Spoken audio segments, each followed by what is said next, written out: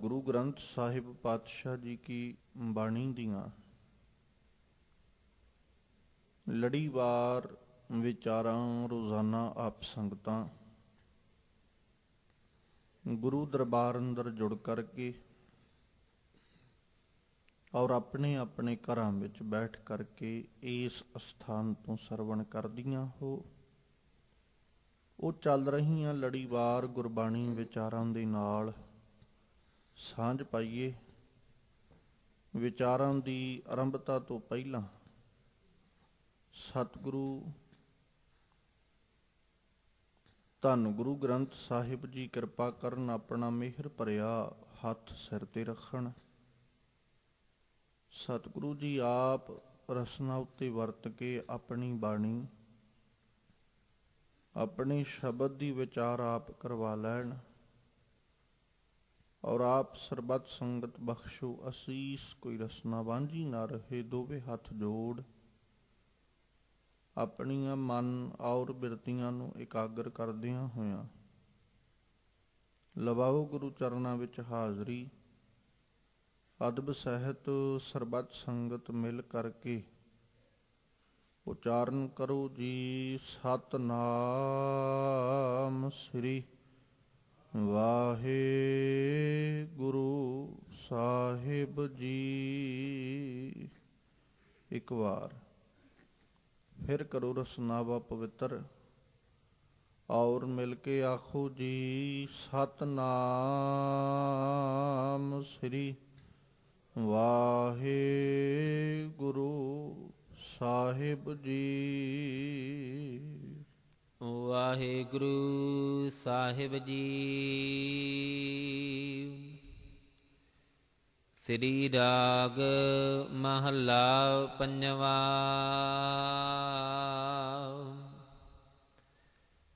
ਸਾਹਿਬ ਨਿਤਾਣਿਆ ਕਾ ਤਾਣ, ਆਏ ਨਾ ਜਾਈ ਥਿਰ ਸਦਾ। ਗੁਰ ਸ਼ਬਦੀ ਸੱਚ ਜਾਣ, ਰਹਾਉ।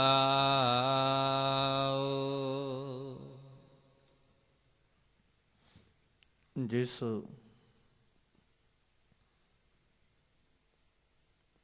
ਪਾਵਨ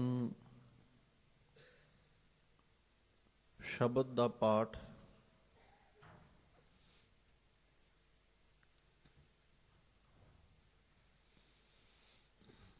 ਆਪ ਸੰਗਤ ਨੇ ਬੜੇ ਅਦਬ ਸਤਿਕਾਰ ਦੇ ਨਾਲ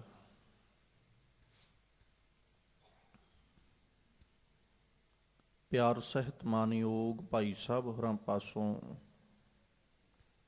ਸਰਵਣ ਕੀਤਾ ਹੈ। ਇਹ ਪਾਵਨ ਬਚਨ ਧੰਨ ਗੁਰੂ ਅਰਜਨ ਦੇਵ ਪਾਤਸ਼ਾਹ ਜੀ ਦੇ ਮੁਖਾਰਬਿੰਦ ਤੋਂ ਉਚਾਰਨ ਕੀਤੇ ਹੋਏ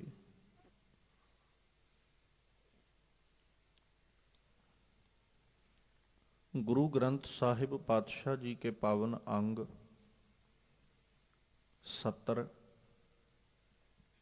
और 71 ਦੇ ਉੱਪਰ ਸੁਭਾਈਮਾਨ ਹੈ।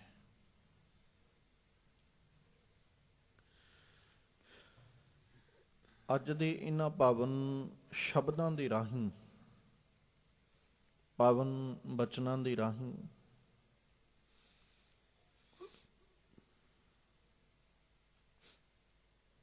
ਅਕਾਲ ਪੁਰਖ ਪਰਮੇਸ਼ਵਰ ਜੀ ਕੀ ਸ਼ਰਨ ਵਿੱਚ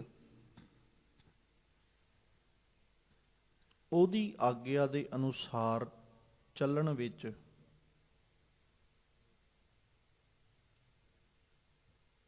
ਔਰ ਉਹਦੇ ਨਾਲ ਆਪਣੀ ਪ੍ਰੀਤ, ਆਪਣਾ ਪਿਆਰ ਬਣਾਉਣ ਦੇ ਨਾਲ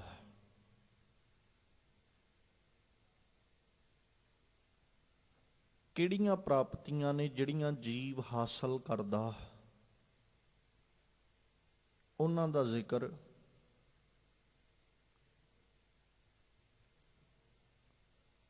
ਸਤਿਗੁਰੂ ਜੀ ਕਰ ਰਹੇ।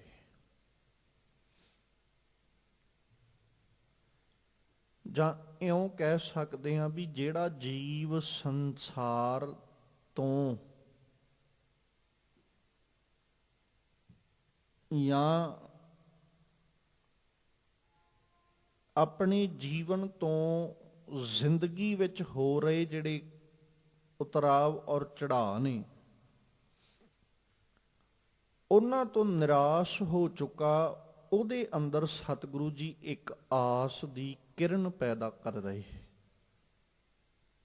ਅੱਜ ਦੇ ਇਹਨਾਂ ਪਾਵਨ ਸ਼ਬਦਾਂ ਰਾਹੀਂ ਜਿੱਥੇ ਜਾ ਕੇ ਜੀਵ ਬਿਲਕੁਲ ਨਿਰਾਸ਼ ਹੋ ਜਾਂਦਾ, ਉਥੇ ਸਤਿਗੁਰੂ ਜੀ ਇੱਕ ਆਸ ਪੈਦਾ ਕਰ ਰਹੇ, ਇੱਕ ਉਮੀਦ ਪੈਦਾ ਕਰ ਰਹੇ ਨੇ।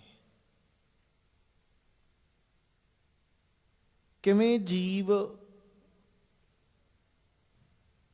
ਉਸ ਉਮੀਦ ਸਦਕਾ ਫਿਰ ਆਪਣੇ ਜੀਵਨ ਨੂੰ ਬੜੇ ਚੰਗੇ ਢੰਗ ਦੇ ਨਾਲ, ਬੜੇ ਵਧੀਆ ਢੰਗ ਦੇ ਨਾਲ ਜੀਵਨ ਫਿਰ ਬਤੀਤ ਕਰਦਾ, ਤੇ ਉਸ ਜੀਵਨ ਦਾ ਰੱਬ ਦੀ ਰਜ਼ਾ ਵਿੱਚ ਰਹਿੰਦਿਆਂ ਹੋਇਆਂ, ਰੱਬ ਜੀ ਦੇ ਹੁਕਮ ਅਨੁਸਾਰੀ ਚੱਲਦਿਆਂ ਹੋਇਆਂ ਆਨੰਦ ਮਾਣਦਾ।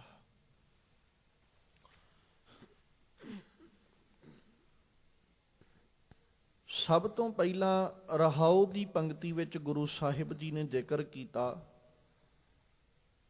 ਸਾਹਿਬ ਨਿਤਾਣਿਆਂ ਕਾ ਤਾਣ।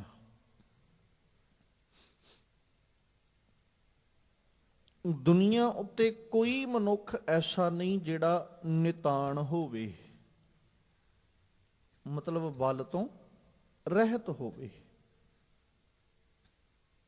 ਹਰ ਪਰਸਨ, ਹਰ ਮਨੁੱਖ ਦੇ ਅੰਦਰ ਕੋਈ ਨਾ ਕੋਈ ਕੁਆਲਿਟੀ ਜਿਹੜੀ ਹੈ ਉਹ ਰੱਬ ਵੱਲੋਂ ਪਾਈ ਗਈ ਹੈ, ਕੋਈ ਨਾ ਕੋਈ ਗੁਣ ਰੱਬ ਜੀ ਵੱਲੋਂ ਪਾਇਆ ਗਿਆ। ਪਰ ਕੁਝ ਜੀਵ ਐਸੇ ਨੇ ਜਿਹੜੇ ਉਸ ਗੁਣ ਨੂੰ ਸੰਭਾਲ ਲੈਂਦੇ ਨੇ, ਔਰ ਕੁਝ ਜੀਵ ਐਸੇ ਨੇ ਜਿਹੜੇ ਉਸ ਗੁਣ ਨੂੰ ਸੰਭਾਲਦਿਆਂ ਹੋਇਆ ਅਹੰਕਾਰੀ ਹੋ ਜਾਂਦੇ। ਰੱਬ ਜੀ ਨੇ ਗੁਣ ਸਭਨਾਂ ਵਿੱਚ ਪਾਇਆ ਹੈ, ਕੋਈ ਐਸਾ ਜੀਵ ਨਹੀਂ ਜਿਹਦੇ ਵਿੱਚ ਕੋਈ ਗੁਣ ਰੱਬ ਨੇ ਨਾ ਪਾਇਆ ਹੋਵੇ। ਹਰ ਮਨੁੱਖ ਦੇ ਅੰਦਰ ਕੋਈ ਨਾ ਕੋਈ ਗੁਣ, ਜਿਹਨੂੰ ਅਸੀਂ ਗੋਡ ਗਿਫਟ ਕਹਿ ਦਿੰਦੇ ਆ, ਹਰ ਮਨੁੱਖ ਨੂੰ ਰੱਬ ਜੀ ਨੇ ਦਿੱਤਾ ਹੋਇਆ। ਬਸ ਇਹ ਹੈ ਵੀ ਕੋਈ ਉਸ ਨੂੰ ਪਹਿਚਾਣ ਲੈਂਦਾ ਤੇ ਉਹਦੀ ਕਦਰ ਕਰ ਲੈਂਦਾ, ਤੇ ਕੋਈ ਜੀਵ ਉਹਨੂੰ ਪਹਿਚਾਣ ਕੇ ਅਹੰਕਾਰੀ ਹੋ ਜਾਂਦਾ, ਤੇ ਕਈ ਜੀਵ ਐਸੇ ਨੇ ਜਿਹੜੇ ਉਹਨੂੰ ਪਹਿਚਾਨਣ ਤੋਂ ਹੀ ਇਨਕਾਰੀ ਹੋ ਜਾਂਦੇ। ਉਹ ਪਹਿਚਾਨ ਹੀ ਨਹੀਂ ਸਕਦੇ ਵੀ ਸਾਨੂੰ ਰੱਬ ਵੱਲੋਂ ਗਿਫਟ, ਤੋਹਫਾ ਕੀ ਹੈ, ਗੋਡ ਗਿਫਟ ਕੀ ਹੈ, ਉਹ ਪਹਿਚਾਨ ਨਹੀਂ ਸਕੇ। ਸਤਿਗੁਰੂ ਜੀ ਨੇ ਅੱਜ ਜ਼ਿਕਰ ਕੀਤਾ, ਕਹਿੰਦੇ ਵੇਖ ਤੈਨੂੰ ਰੱਬ ਜੀ ਵੱਲੋਂ ਬਲ ਦਿੱਤਾ, ਰੱਬ ਜੀ ਨੇ ਤੈਨੂੰ ਤਾਕਤ ਦਿੱਤੀ, ਰੱਬ ਜੀ ਨੇ ਤੈਨੂੰ ਸਮਰੱਥਾ ਦਿੱਤੀ ਹੈ, ਤੇ ਉਸ ਸਮਰੱਥਾ ਨੂੰ ਤੂੰ ਜਿੱਥੇ ਸੰਸਾਰ ਵਿੱਚ ਵਰਤ ਰਿਹਾ ਹੈ, ਸੰਸਾਰ ਵਿੱਚ ਰਹਿੰਦਿਆਂ ਜਿੱਥੇ ਉਹਦੀ ਵਰਤੋਂ ਕਰ ਰਿਹਾ ਹੈ, ਉੱਥੇ ਖਿਆਲ ਰੱਖੀ ਰੱਬ ਜੀ ਸਾਹਮਣੇ ਤੂੰ ਨਿਤਾਣਾ ਬਣ ਕੇ ਰਹਿਣਾ। ਮਤਲਬ ਉਸ ਗੁਣ ਦਾ ਕਦੇ ਆਪਣੇ ਜੀਵਨ ਵਿੱਚ ਮਾਣ, ਆਪਣੀ ਜ਼ਿੰਦਗੀ ਵਿੱਚ ਕਦੇ ਗੁਮਾਨ ਨਾ ਆਉਣ ਦੇਈਂ, ਜਿਹੜਾ ਗੁਣ ਰੱਬ ਜੀ ਵੱਲੋਂ ਤੈਨੂੰ ਦਿੱਤਾ। ਅਸੀਂ ਸਹਾਰਾ ਉਸ ਪਰਮੇਸ਼ਵਰ ਦਾ ਲੈਣਾ, ਤੇ ਉਹ ਸਹਾਰਾ ਕਿਹਨਾਂ ਦਾ ਬਣਦਾ? ਜਿਨ੍ਹਾਂ ਦੀ ਜ਼ਿੰਦਗੀ ਵਿੱਚੋਂ ਸਾਰੇ ਆਸਰੇ ਜਿਹੜੇ ਛੱਡ ਦਿੰਦੇ ਨੇ। ਇੱਕ ਸਹਾਰਾ ਛੱਡਾਂਗੇ ਤੇ ਦੂਜਾ ਆਸਰਾ ਲਵਾਂਗੇ ਨਾ।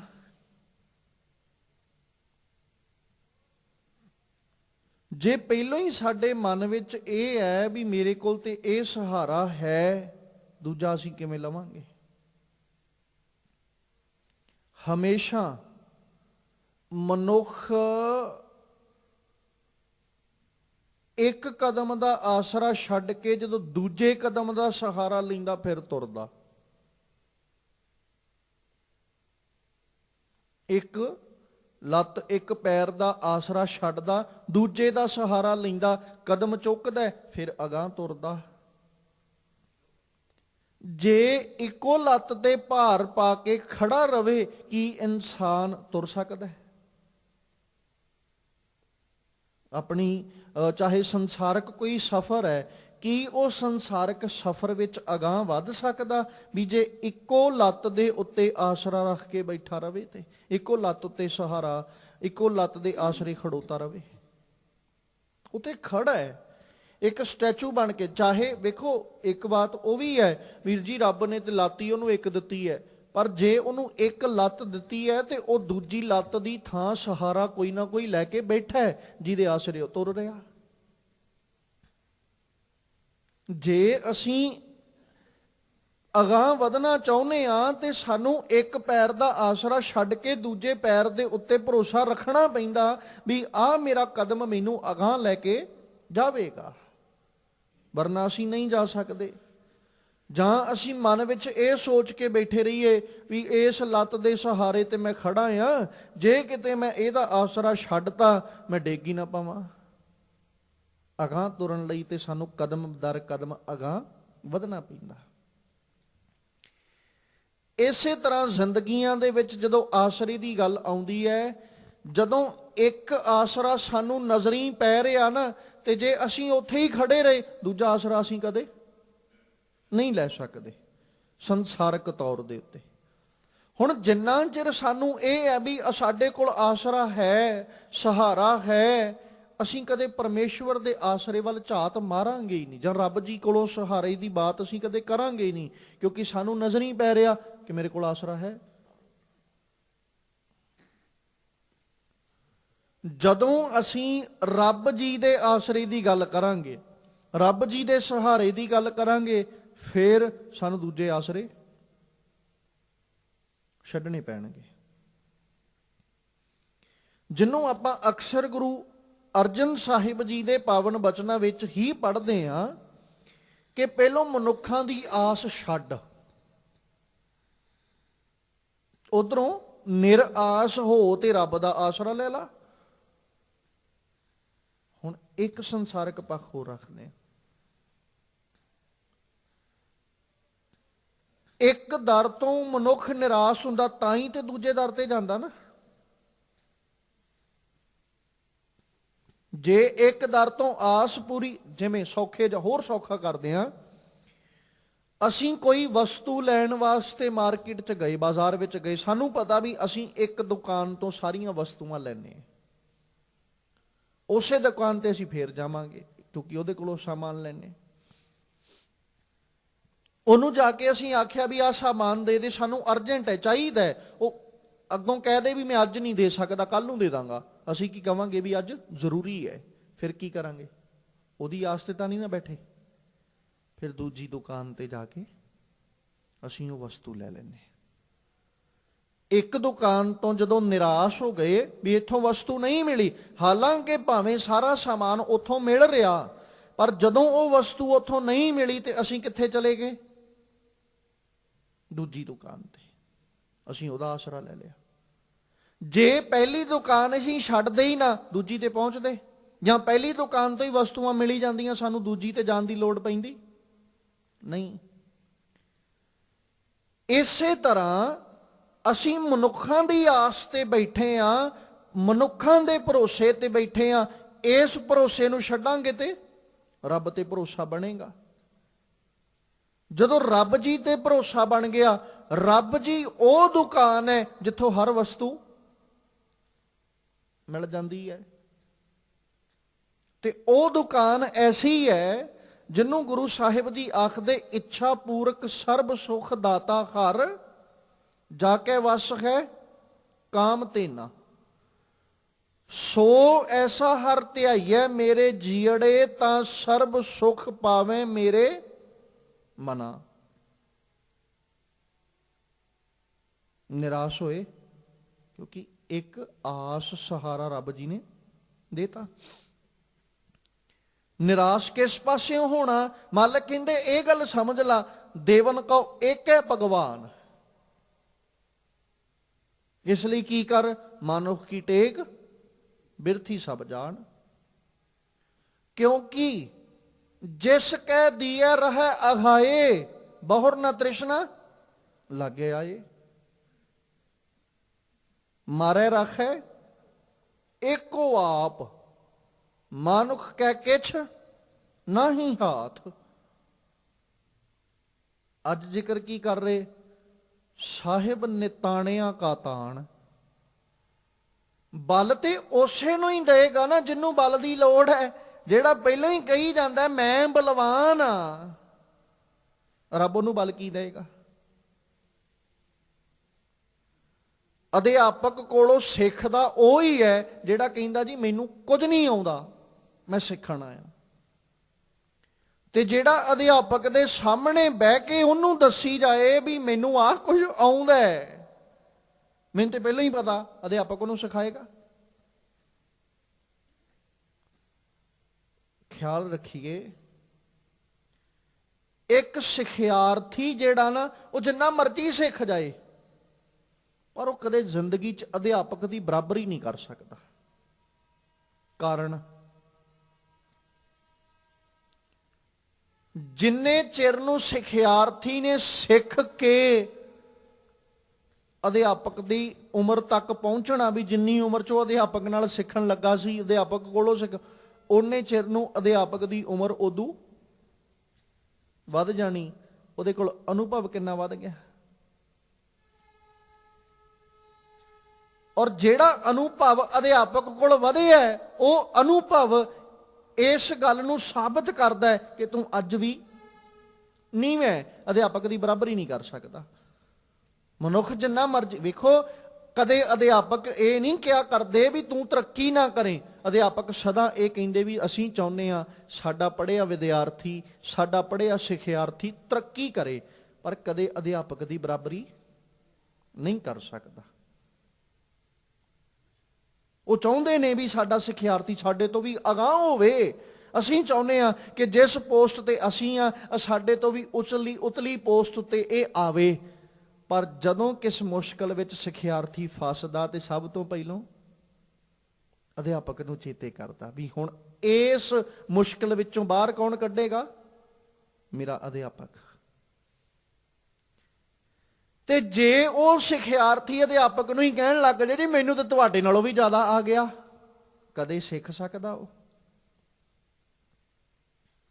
ਹੁਣ ਸਾਹਿਬ ਨਿਤਾਣਿਆਂ ਕਾ ਤਾਣ, ਸਾਨੂੰ ਇਹ ਗੱਲ ਮੰਨਣੀ ਪਏਗੀ ਜਾਂ ਇਸ ਗੱਲ ਨੂੰ ਆਪਣੇ ਜੀਵਨ ਵਿੱਚ ਅਪਣਾਉਣਾ ਪਏਗਾ ਕਿ ਰੱਬ ਜੀ ਅਸੀਂ ਕੀ ਆ? ਨਿਤਾਣੇ। ਤਾਂ ਹੀ ਤੇ ਆਖਦੇ ਨਾ ਮਾਲਕ ਜੀ ਵੀ ਤੁਸੀਂ ਨਾ ਰੱਬ ਜੀ ਨਿਮਾਣਿਆਂ ਦਾ ਮਾਣ ਹੋ, ਮਾਣ ਨਿਮਾਣੇ ਤੂੰ ਧਣੀ ਤੇਰਾ ਪਰਵਾਸਾ।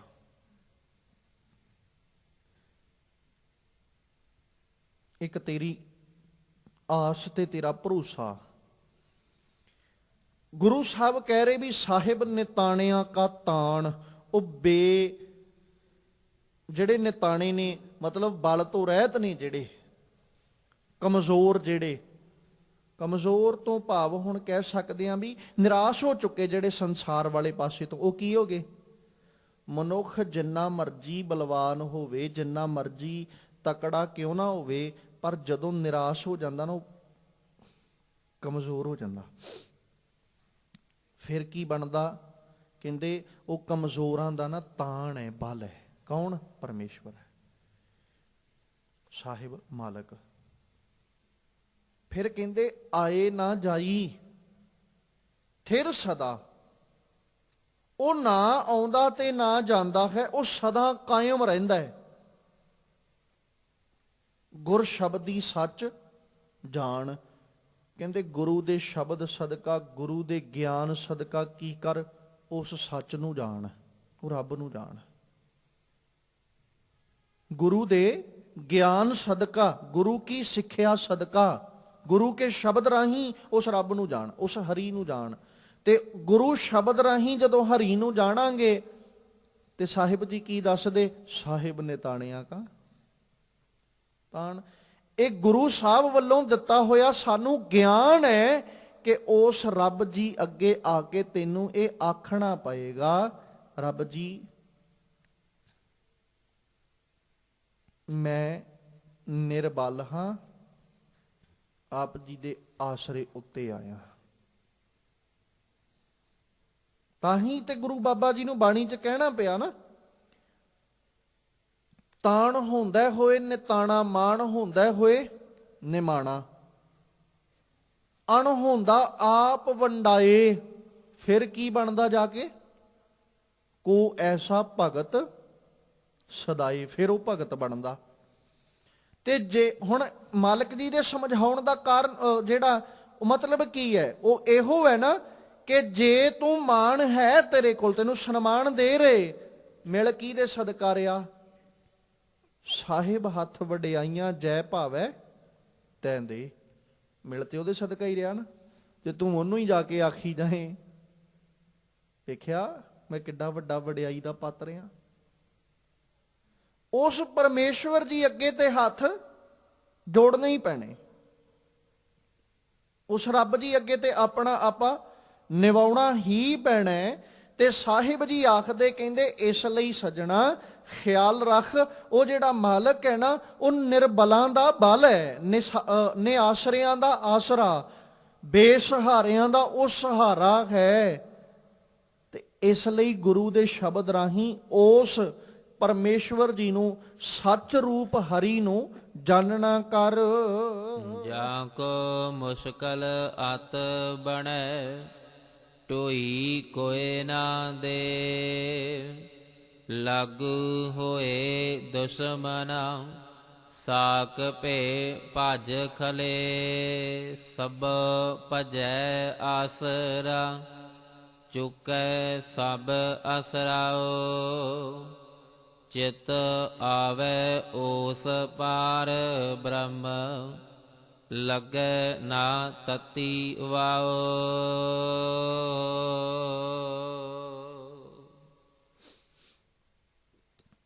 ਕਿਹਦੀ ਗੱਲ ਕੀਤੀ?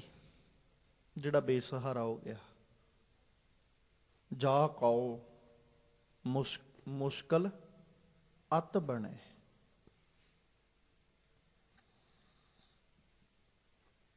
ਢੋਈ ਕੋਏ ਨਾ ਦੇ, ਸਾਰਿਆਂ ਨੇ ਦਰਵਾਜ਼ੇ ਬੰਦ ਕਰ ਲਏ।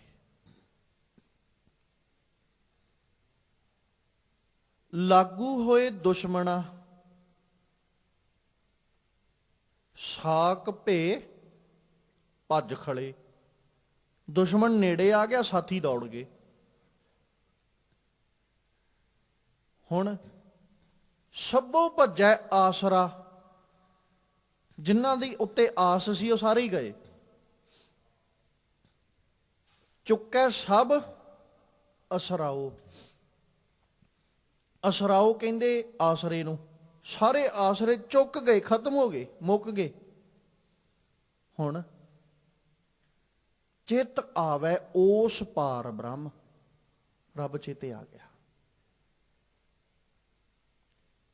ਜਦੋਂ ਰੱਬ ਜੀ ਚੇਤੇ ਆਏ, ਫਿਰ ਲੱਗੈ ਨਾ ਤਤੀ ਵਾਓ,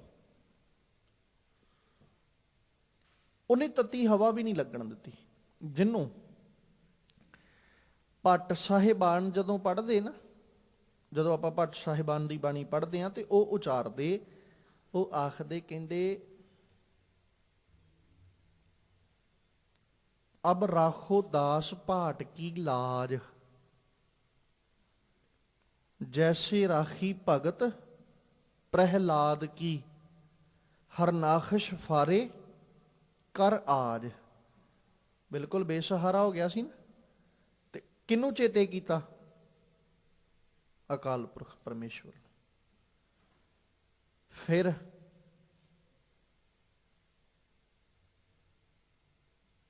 ਕੌਰਵਾਂ ਦੀ ਸਭਾ ਦੇ ਵਿੱਚ ਦ੍ਰੋਪਦੀ ਦੇ ਅੰਬਰ ਛੀਣੇ ਜਾ ਰਹੇ। ਚਿੱਤ ਕੌਣ ਆਇਆ? ਰੱਬ। ਤੇ ਜਿਹੜੇ ਅੰਬਰ ਛੀਨੇ ਜਾ ਰਹੇ ਸਨ, ਉਹੀ ਦੀਨੇ ਬਹੁ ਸਾਜ। ਰੱਬ ਜੀ ਨੇ ਪੱਤ ਫੇਰ ਰੱਖੀ। ਫਿਰ ਸੁਦਾਮਾ ਆਪਦਾ ਤੇ ਰਾਖਿਓ,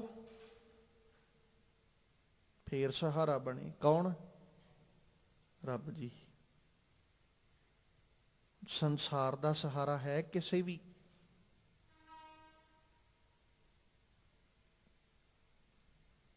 ਇੱਕ ਬਚਨ ਸਤਿਗੁਰੂ ਜੀ ਕੀ ਬਾਣੀ ਦਾ ਹੋਰ ਹੈ।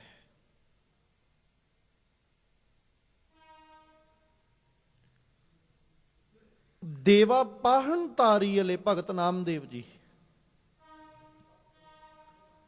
ਰਾਮ ਕਹਿਤ ਜਨ ਕਸ ਨਾ ਤਰੈ, ਤਾਰੀ ਲੈ ਗਨਕਾ। ਬਿਨ ਰੂਪ ਕੁਬਿਜਾ, ਵਿਆਧ ਅਜਾਮਲ ਤਾਰੀ ਅਲੇ। ਕਿਤੇ ਦੁਨੀਆ ਦਾ ਸਹਾਰਾ ਹੈ?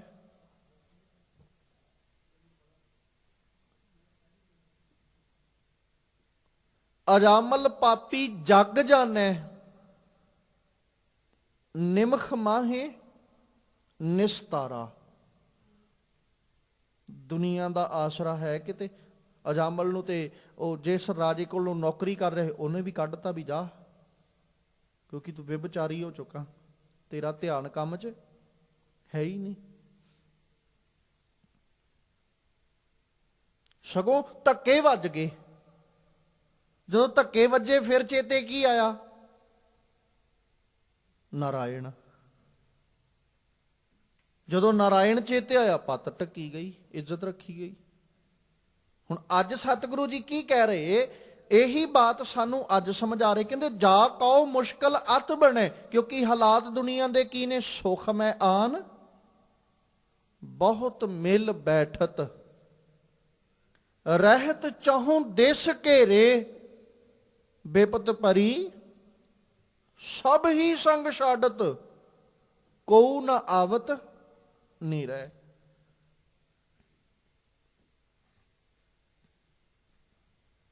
ਇੱਕ ਬਾਪੂ ਜੀ ਕੀ ਬਾਣੀ ਦਾ ਬਚਨ ਹੋਰ ਬੜਾ ਪਿਆਰਾ। ਕਾਮਣ ਲੋੜੈ ਸੋਇਨਾ ਰੂਪਾ, ਮਿੱਤਰ ਲੋੜੇਨ ਸੋ ਖਾਧਾਤਾ। ਆਹੀ ਕੁਛ ਚਾਹੀਦਾ। ਜਿਹੜੇ ਮਿੱਤਰ ਨੇ, ਦੋਸਤ ਨੇ, ਉਹ ਕੀ ਲੋੜ ਰਹੇ? ਖਾਧਾਤਾ, ਖਾਣ ਨੂੰ ਬਸ। ਜਿਹਨੂੰ ਫਿਰ ਆਖਿਆ ਜਿਚਰ ਪਹਿਨਣ ਖਾਵਣੇ ਤਿਚਰ ਰੱਖਣ ਗੰਢ, ਜਿਤ ਦਿਨ ਕਿਛੂ ਨਾ ਹੋਵਈ ਤਿਤ ਦਿਨ ਬੋਲਣ ਗੰਦ। ਜਾਕੋ ਮੁਸ਼ਕਲ ਅਤ ਬਣੇ। ਅੱਜ ਜਿਹੜੇ ਸਾਡੇ ਨਾਲ ਬੈਠੇ ਨੇ ਜਾਂ ਜਿਨ੍ਹਾਂ ਨੂੰ ਅਸੀਂ ਕਹਿੰਦੇ ਆ ਜੀ ਇਹ ਸਾਡੇ ਨਾਲ ਨੇ, ਇਹ ਸਾਡਾ ਕਦੇ ਆਸਰਾ ਨਹੀਂ ਛੱਡਣਗੇ, ਦਿਨ ਬਦਲਣ ਤੇ ਸਹੀ।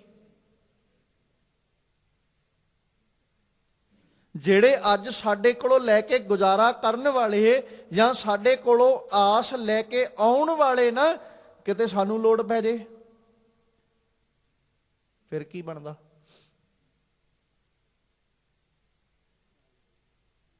ਜਾਕੋ ਮੁਸ਼ਕਲ ਅਤ ਬਣੇ। ਸਾਹਿਬ ਕਹਿੰਦੇ ਜਦੋਂ ਬਣ ਜਾਂਦੀ ਨਾ ਫਿਰ ਢੋਈ ਕੋਏ ਨਾ ਦੇ, ਕੋਈ ਆਸਰਾ ਨਹੀਂ ਰਹਿ ਜਾਂਦਾ। ਸਾਰੇ ਹੀ ਦਰਵਾਜ਼ੇ ਪੇੜ ਲੈਂਦੇ ਮੁੜ ਕੇ, ਕੋਈ ਨਹੀਂ ਪੁੱਛਦਾ। ਪਹਿਲੋਂ ਵੀ ਕਈ ਵਾਰ ਆਪ ਜੀ ਅੱਗੇ ਸ਼ਾਇਦ ਬੇਨਤੀ ਕੀਤੀ, ਜਦੋਂ ਕੁਝ ਨਹੀਂ ਨਾ ਹੁੰਦਾ, ਜਦੋਂ ਕੁਝ ਵੀ ਨਾ ਹੋਵੇ, ਮੁਸ਼ਕਲ ਆਣ ਪਏ, ਤੇ ਉਦੋਂ ਸਾਕ ਸੰਬੰਧੀ ਪਤਾ ਕੀ ਕਰਦੇ? ਨੇੜਿਓਂ ਆ ਕੇ ਵੀ ਮੁੜ ਜਾਂਦੇ, ਕਿਤੇ ਸਾਡੇ ਕੋਲੋਂ ਕੁਛ ਮੰਗ ਨਾ ਲਏ। ਜਦੋਂ ਹੱਥਾਂ ਥੱਲੇ ਕੁਝ ਆ ਜਾਏ, ਮੁਸ਼ਕਲ ਦਾ ਵੇਲਾ ਟਲ ਜਾਏ, ਫਿਰ ਨੇੜੇ ਵੀ ਭਾਵੇਂ ਨਾ ਆਏ ਹੋਣ, ਕਿਤੇ ਦੂਰ ਦੁਰਾਡੇ ਇਲਾਕੇ ਵਿੱਚ ਹੀ ਆਏ ਹੋਣ, ਵੀ ਲਾਗੇ ਇਲਾਕਾ ਨੇੜੇ ਹੈ ਬਸ। ਪਤਾ ਕੀ, ਅਸੀਂ ਇੱਥੋਂ ਲੰਘੇ ਜਾ ਰਹੇ ਸਾਂ, ਸੋਚਿਆ ਮਿਲਦੇ ਜਾਈਏ, ਤੇ ਜਦੋਂ ਹੱਥਾਂ ਥੱਲੇ ਕੁਝ ਨਹੀਂ ਸੀ, ਮੁਸ਼ਕਲ ਦਾ ਵੇਲਾ ਸੀ, ਉਦੋਂ ਹੋ ਸਕਦਾ ਗੁਆਂਢ ਚ ਆ ਕੇ ਮੁੜ ਜਾਣ ਵੀ ਕਿਤੇ ਸਾਡੇ ਤੋਂ ਕੁਝ ਮੰਗ ਨਾ ਲਵੇ। ਮਾਲਕ ਜੀ ਕਹਿੰਦੇ ਜਾਕੋ ਮੁਸ਼ਕਲ ਅਤ ਬਣੇ ਢੋਈ ਕੋਏ ਨਾ ਦੇ। ਫਿਰ ਹੁੰਦਾ ਕੀ ਹੈ? ਲਾਗੂ ਹੋਏ ਦੁਸ਼ਮਣਾ, ਮੁਸ਼ਕਲ ਭੜਿਆ ਸਮਾਂ ਨੇੜੇ ਆ ਰਿਹਾ। ਤੇ ਉਦੋਂ ਜਿਹਦੇ ਕੋਲੋਂ ਜਾ ਕੇ ਸਹਾਰਾ ਮੰਗੀਦਾ ਨਾ, ਉਹੀ ਭੱਜ ਖੜਾਉਂਦਾ, ਉਹੀ ਦੌੜ ਖਲਾਉਂਦਾ ਹੈ। ਸਾਕ ਸੰਬੰਧੀ ਰਿਸ਼ਤੇਦਾਰ ਜਿੰਨੇ ਸਨ ਸਾਰੇ ਹੀ ਭੱਜ ਖੜੋਤੇ। ਸਾਕ ਪੇ ਭੱਜ ਖਲੇ, ਸਾਰੇ ਭੱਜ ਗਏ। ਇੱਕ ਤੇ ਚਿੰਤਾ ਸੀ ਦੁਸ਼ਮਣ ਸਿਰ ਤੇ ਹੈ, ਦੂਜੀ ਚਿੰਤਾ ਕੀ ਬਣ ਗਈ? ਸਾਰੇ ਹੀ ਮੂੰਹ ਮੋੜ ਗਏ। ਬੰਦਾ ਨਿਰਾਸ਼ ਹੋ ਗਿਆ। ਜਦੋਂ ਨਿਰਾਸ਼ ਹੋ ਜਾਂਦਾ ਨਾ, ਫਿਰ ਕੀ ਆਉਂਦਾ ਮਨ 'ਚ? ਵੀ ਰੱਬਾ ਹੁਣ ਤੂੰ ਹੀ ਹੈ, ਕਿਸੇ ਨੇ ਬਾਂਹ ਨਹੀਂ ਫੜੀ। ਰੱਬਾ ਤੂੰ ਹੀ ਹੈ ਜਿਹੜਾ ਹੁਣ ਸਾਡੀ ਪੱਤ ਢੱਕ ਸਕਦਾ ਹੈ, ਬਾਕੀ ਤੇ ਸਾਰੇ ਮੁਖ ਮੋੜ ਗਏ। ਮਾਲਕ ਜੀ ਆਖਦੇ, ਕਹਿੰਦੇ ਸਭੋ ਭੱਜੈ ਆਸਰਾ, ਸਾਰੇ ਆਸਰੇ ਟੁੱਟ ਗਏ। ਪਹਿਲੋਂ ਮੈਂ ਜ਼ਿਕਰ ਕੀਤਾ ਵੀ ਜਦੋਂ ਆਸਰੇ ਟੁੱਟਣਗੇ ਤੇ ਦੂਜਾ ਲੱਭਾਂਗੇ ਨਾ। ਹੁਣ ਸਭੋ ਭੱਜੈ, ਸਾਰੇ ਆਸਰੇ ਟੁੱਟ ਗਏ। ਚੁੱਕੈ ਸਭ ਅਸਰਾਓ, ਹਰ ਪਾਸਿਓਂ ਨਿਰਾਸ਼ਤਾ ਹੈ। ਹੁਣ ਕੀ ਆਇਆ? ਰੱਬ ਜੀ ਤੂੰ ਹੀ ਰੱਖ ਹਾਂ ਪੱਤ ਤੇ ਬਚਾ ਸਕਣਾ। ਜਦੋਂ ਰੱਬ ਜੀ ਉੱਤੇ ਆਸ ਬੱਝੀ, ਫਿਰ ਚਿੱਤ ਆਵੈ ਉਸ ਪਾਰ ਬ੍ਰਹਮ, ਲੱਗੈ ਨਾ ਤਤੀ। ਵਾਓ, ਉਹਦੇ ਅੱਗੇ ਆ ਕੇ ਆਖੀਏ। ਫਿਰ ਜਦੋਂ ਸਾਰੇ ਪਾਸਿਓਂ ਆਸਰਾ ਟੁੱਟ ਜਾਂਦਾ ਨਾ, ਭਰੋਸਾ ਟੁੱਟ ਜਾਂਦਾ ਸਾਰੇ ਪਾਸਿਓਂ, ਫਿਰ ਬੰਦਾ ਰੱਬ ਨੂੰ ਚੇਤੇ ਕਰਦਾ, ਆਖਦਾ ਔਖੀ ਘੜੀ ਨਾ ਦੇਖਣ ਦੇਈ, ਆਪਣਾ ਬਿਰਧ ਸੰਭਾਲੇ, ਹਾਥ ਦੇ ਰਾਖੇ ਆਪਣੇ ਕਉ ਸਾਸ ਸਾਸ ਪ੍ਰਤ ਪਾਲੇ। ਫਿਰ ਤਾਤੀ ਵਾਹੋ ਨਾ ਲੱਗਈ, ਪਾਰ ਬ੍ਰਹਮ ਸਰਨਾਈ, ਚੌਗਿਰਦ ਹਮਾਰੇ ਰਾਮ ਕਾਰ, ਦੁੱਖ ਲੱਗੈ ਨਾ ਭਾਈ। ਫਿਰ ਚੇਤੇ ਆਉਂਦਾ ਸਾਰਾ ਕੁਝ। ਪਰ ਇਹ ਨਹੀਂ ਕਿ ਪਰਮੇਸ਼ਵਰ ਉਦੋਂ ਨਿਰਾਸ਼ ਕਰ ਦਿੰਦਾ।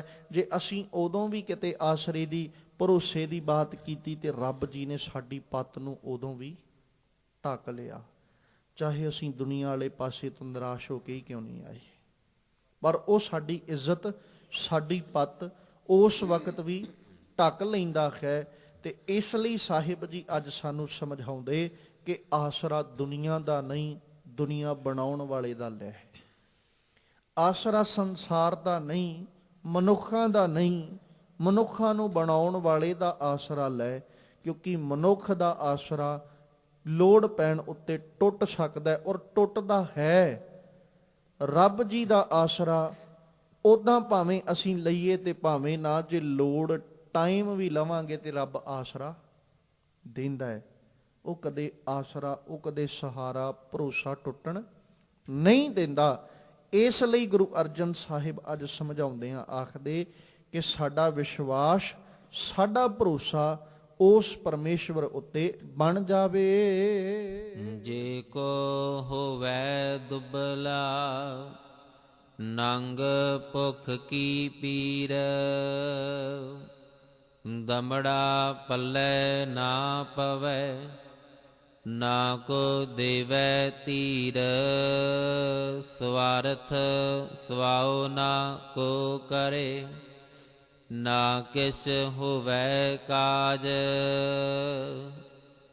ਚਿਤ ਆਵੈ ਉਸ ਪਾਰ ਬ੍ਰਹਮ, ਤਾਂ ਨਿਹਚਲ ਹੋਵੈ ਰਾਜ।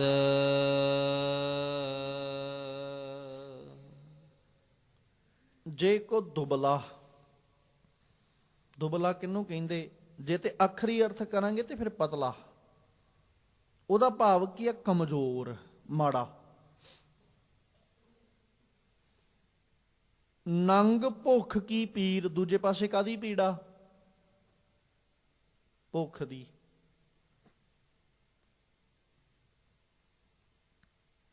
ਮਤਲਬ ਬਿਲਕੁਲ ਹੱਥੀ, ਖਾਲੀ ਹੱਥ ਹੋ ਜਾਣਾ। ਇੰਨਾ ਕੁ ਖਾਲੀ ਹੱਥ ਹੋ ਗਿਆ ਵੀ ਦਮੜਾ ਪੱਲੇ ਨਾ ਪਵੇ। ਇੱਕ ਦਮੜਾ ਵੀ ਪੱਲੇ ਨਹੀਂ ਹੈ। ਹੁਣ ਕਿਸੇ ਨੇ ਦਮੜਾ ਤੇ ਕੀ ਦੇਣਾ? ਸਤਿਗੁਰੂ ਕਹਿੰਦੇ ਧੀਰਜ ਵੀ ਕੋਈ ਨਹੀਂ ਦਿੰਦਾ, ਵੀ ਤੂੰ ਚਿੰਤਾ ਨਾ ਕਰ, ਮੈਂ ਬੈਠਾ, ਕੋਈ ਇਹ ਕਹਿਣ ਵਾਲਾ ਵੀ ਨਹੀਂ। ਦਮੜਾ ਪੱਲੇ ਨਾ ਪਵੈ ਨਾ ਕੋ ਦੇਵੈ ਧੀਰ। ਧੀਰ ਮਤਲਬ ਧੀਰਜ। ਵੀ ਹੁਣ ਕੋਈ ਇੰਨੀ ਗੱਲ ਜਦੋਂ ਸਾਡੇ ਕੋਲ ਹੁੰਦੇ ਨਾ, ਕਿਉਂਕਿ ਦੁਨੀਆ ਦਾ ਦਸਤੂਰ ਹੈ, ਦੁਨੀਆ ਰੱਜਿਆਂ ਨੂੰ ਰਜਾਉਂਦੀ ਹੈ, ਭੁੱਖਿਆਂ ਨੂੰ ਨਹੀਂ। ਰੱਜੇ ਨੂੰ ਅਸੀਂ ਬਿਠਾ ਕੇ ਰਜਾਉਨੇ ਆ, ਆਹ ਲਓ ਜੀ ਹੋਰ ਛਕੋ, ਤੇ ਜਿਹੜਾ ਭੁੱਖਾ ਜੇ ਉਹਨੂੰ ਧੱਕੇ ਮਾਰਨ ਲੱਗ ਜੀਦਾ।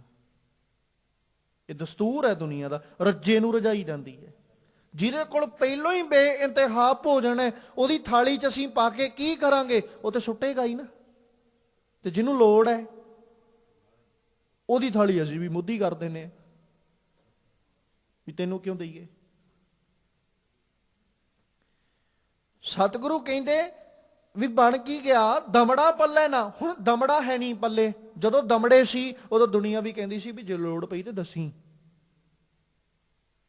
ਵੀ ਜਿੰਨੀ ਕੁ ਲੋੜ ਹੋਈ ਤੇਰੀ ਲੋੜ ਕੱਢ ਦਿਆਂਗੇ, ਕੋਈ ਗੱਲ ਨਹੀਂ। ਹੁਣ ਦੁਨੀਆ ਨੇ ਵੇਖ ਲਿਆ ਵੀ ਇਹ ਖਾਲੀ ਹੋ ਗਿਆ, ਹੈ ਨਹੀਂ ਜੇਬਾਂ 'ਚ ਪੱਲੇ ਇਹਦੇ ਕੁਛ। ਹੁਣ ਕੋਈ ਇਹ ਗੱਲ ਵੀ ਆ ਕੇ ਕਹਿਣ ਵਾਲਾ ਨਹੀਂ ਵੀ ਤੂੰ ਚਿੰਤਾ ਨਾ ਕਰ, ਅਸੀਂ ਬੈਠੇ ਆ, ਤੇਰੀ ਲੋੜ ਕੱਢਾਂਗੇ। ਹੁਣ ਇਹ ਕਹਿਣ ਵਾਲਾ ਵੀ ਕੋਈ ਨਹੀਂ। ਕੋਈ ਧੀਰਜ ਹੀ ਆ ਕੇ ਦੇ ਦੇ। ਮੰਗਣ ਤੇ ਨਹੀਂ ਲੱਗਾ ਸੀ ਉਹ। ਜੇ ਆਪਾਂ ਆਪਣੀ ਗੱਲ ਕਰੀਏ, ਅਸੀਂ ਵੀ ਕਈ ਵਾਰੀ ਸੋਚਦੇ ਵੀ ਜਦੋਂ ਲੋੜ ਸੀ ਉਦੋਂ ਆਇਆ, ਅਸੀਂ ਕਿਹੜਾ ਤੇਰੇ ਤੋਂ ਮੰਗਣ ਲੱਗੇ ਸੀ। ਗੱਲ ਤੇ ਇਹ ਸੀ ਨਾ ਵੀ ਸਾਨੂੰ ਇੰਨਾ ਕੁ ਧੀਰਜ ਵੱਜ ਜਾਂਦਾ ਵੀ ਹੈ, ਜ਼ਰੂਰਤ ਦੇ ਟਾਈਮ ਸਾਡੇ ਕੰਮ ਆ ਜਾਏਗਾ। ਜੇ ਸਾਨੂੰ ਲੋੜ ਪਈ ਤੇ ਧੀਰਜ ਦੇਣ ਤੇ ਆ ਜਾਂਦਾ, ਝੂਠੀ ਸੁਲਾ ਹੀ ਮਾਰ ਲੈਂਦਾ। ਪਰ ਨਹੀਂ, ਜਦੋਂ ਸੀ ਉਦੋਂ ਰੋਜ਼ ਆ ਕੇ ਕਹਿੰਦੇ ਸੀ ਵੀ ਲੋੜ ਹੋਈ ਤੇ ਦੱਸੀ। ਅੱਜ ਲੋੜ ਹੈ ਤੇ ਅੱਜ ਪੁੱਛਿਆ ਵੀ ਨਹੀਂ। ਦਮੜਾ ਪੱਲੇ ਨਾ ਪਵੈ ਨਾ ਕੋ ਦੇਵੈ ਧੀਰ। ਕਹਿੰਦੇ ਵੀ ਕੋਈ ਧੀਰਜ ਦੇਣ ਵਾਲਾ ਵੀ ਹੈ ਨਹੀਂ। ਹੁਣ ਸਵਾਰਥ ਸਵਾਓ ਨਾ ਕੋ ਕਰੇ। ਹੁਣ ਤੇ ਕੋਈ ਆਪਣੇ ਮਤਲਬ ਨੂੰ ਵੀ ਚੇਤੇ ਨਹੀਂ ਕਰਦਾ। ਜੇ ਉਹਨੂੰ ਇਹ ਬਣ ਗਿਆ ਵੀ ਜੇ ਮੈਂ ਚੇਤੇ ਕਰ ਲਿਆ ਉਹਨੂੰ, ਮੇਰੇ ਕੋਲੋਂ ਆ ਕੇ ਕਿਤੇ ਉਹ ਆਪਣਾ ਹੀ ਨਾ ਮਤਲਬ ਲੈਣ ਲੱਗ ਜੇ। ਸਵਾਰਥ ਮਤਲਬ ਆਪਣੀ ਗਰਜ, ਸਵਾਓ ਪ੍ਰਯੋਜਨ ਨਾ ਕੋ ਕਰੇ। ਤੇ ਹੁਣ ਹੈ ਕੀ? ਨਾ ਕੁਛ ਹੋਵੇ ਕਾਜ, ਕੰਮ ਵੀ ਹੈ ਨਹੀਂ ਕੋਈ। ਹੁਣ ਜੇਬਾਂ ਖਾਲੀ, ਦਮੜਾ ਪੱਲੇ ਨਹੀਂ, ਕੋਈ ਧੀਰਜ ਦੇਣ ਵਾਲਾ ਨਹੀਂ, ਕੋਈ ਕਾਰ ਵਿਹਾਰ ਵੀ ਹੈ ਨਹੀਂ ਵੀ ਜਿੱਥੋਂ ਦਮੜਾ ਆ ਜਾਏ। ਹੈ ਵੀ ਦੁਬਲਾ ਭੁੱਖਾ। ਐਸੇ ਮਨੁੱਖ ਦੀ ਆਸ ਕਿੱਥੇ ਵੱਜਦੀ ਹੈ? ਕਹਿੰਦੇ ਚਿੱਤ ਆਵੇ ਉਸ ਪਾਰ ਬ੍ਰਹਮ।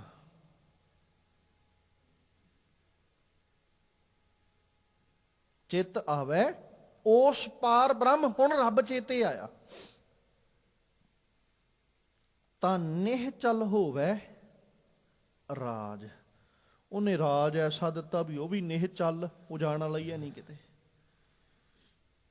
ਬੰਦਾ ਬਾਦਸ਼ਾਹ ਧਨ ਕਰਕੇ ਨਹੀਂ ਹੁੰਦਾ, ਬੰਦਾ ਰਾਜਾ ਤਖਤ ਕਰਕੇ ਨਹੀਂ ਹੁੰਦਾ। ਤਖਤਾਂ ਤੇ ਬੈਠੇ ਵੀ ਭੁੱਖੇ ਨੇ, ਤਖਤਾਂ ਤੇ ਬੈਠੇ ਵੀ ਕੰਗਾਲ ਨੇ, ਰੱਜ ਨਹੀਂ ਹੈ। ਜੇ ਤਖਤਾਂ ਤੇ ਬਹਿ ਕੇ ਕੋਈ ਰੱਜ ਜਾਂਦਾ ਤੇ ਤਖਤਾਂ ਵਾਲੇ ਦੂਜਿਆਂ ਕੋਲੋਂ ਖੋਹਦੇ ਕਿਉਂ? ਤਖਤਾਂ ਵਾਲਿਆਂ ਦਾ ਆਮ ਲੋਕਾਂ ਦੇ ਹੱਥਾਂ ਵਿੱਚੋਂ ਖੋਹਣਾ ਇਸ ਗੱਲ ਦਾ ਪ੍ਰਗਟਾਵਾ ਹੈ, ਤਖਤ ਕਦੇ ਰੱਜ ਨਹੀਂ ਦਿੰਦਾ। ਤਖਤ ਕਦੇ ਭੁੱਖ ਨਹੀਂ ਮਿਟਾਉਂਦਾ। ਇੱਕ ਛੱਡ ਕੇ ਭਾਵੇਂ ਦੋ ਤੇ ਕਿਉਂ ਨਾ ਬਹਿ ਜਾਈਏ। ਮਹਿਲਾਂ ਵਿੱਚ ਬੈਠਿਆਂ ਕਦੇ ਭੁੱਖ ਨਹੀਂ ਮਿਟਦੀ। ਮਹਿਲਾਂ ਵਿੱਚ ਰਹਿਣ ਵਾਲੇ ਵੀ ਭੁੱਖੇ ਨੇ। ਤੇ ਹੋ ਸਕਦਾ ਹੈ ਝੌਂਪੜੀ 'ਚ ਬੈਠਾ ਬਾਦਸ਼ਾਹ ਹੋਵੇ। ਗੱਲ ਤੇ ਰੱਜਦੀ ਹੈ ਨਾ। ਰਾਜਾ ਕਿਹਨੂੰ ਕਹਿੰਦੇ? ਜਿਹੜਾ ਰੱਜ ਗਿਆ। ਤੇ ਜਿਹੜਾ ਰੱਜਿਆ ਉਹ ਰਾਜਾ, ਜਿਹੜਾ ਤਖਤ ਉੱਤੇ ਬਹਿ ਕੇ ਵੀ ਭੁੱਖਾ ਹੈ, ਉਹ ਦੁਨੀਆ ਦੀਆਂ ਨਜ਼ਰਾਂ 'ਚ ਰਾਜਾ ਹੈ, ਪਰ ਅਸਲ ਵਿੱਚ ਉਹ ਕੰਗਾਲ ਹੈ, ਭੁੱਖਾ। ਰੱਬ ਜੀ ਨੇ ਕੀ ਕੀਤਾ?